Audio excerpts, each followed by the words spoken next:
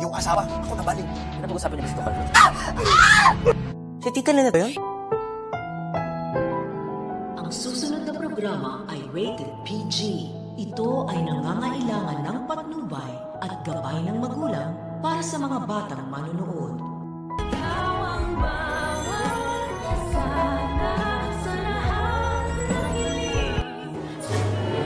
Investigahan na natin si Carlos. Let's talk to our private investigator, si Froilan.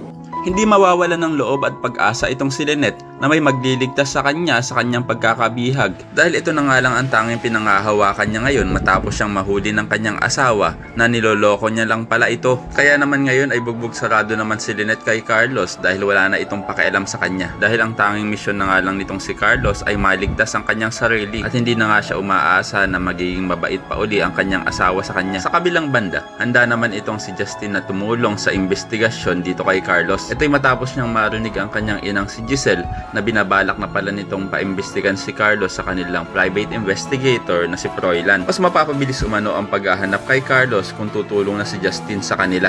Dahil hindi rin naman silang naniniwala na aamin sa kanila si Harry sa kinalalagyan at kinaroroonan ng kanyang ama. Samantala, dahil nga dito sa pagchuchucho nitong si Arman sa kanyang mga kabarkada na nababaliw na daw itong si Lynette, ay magbibigay daan ito upang matuntun niya ang bahay nitong si Carlos. At makukumpirma niya na nga kung totoo ba ang chinichismis ni Arman sa kanyang mga kabarkada. Dahil hanggang sa puntong yun nga ay hindi pa rin siya naniniwala na ang kanyang ama pala ay kidnapper. Kaya naman hindi na magpapatumpik-tumpik pa itong si Harry at agad pupuntahan ng kanyang tatay. At nang papasukin na nga siya ng ama ay agad niya kukomprontahin ito at tatanungin kung kasama ba nito si Lynette. Nag-aalangan naman sumagot itong si Carlos sa kanyang anak dahil alam niyang anytime ay pwede na siyang isumbong ni Harry sa mga pulis. Kaya naman ko isa ka rin sa mga umaasa na sana ay i-check ni Harry kung ano ang kumalabog sa second floor ng bahay ni Carlos. Ay pakilike ang video na ito and don't forget to subscribe. Thanks for watching and see you next time. Bye bye!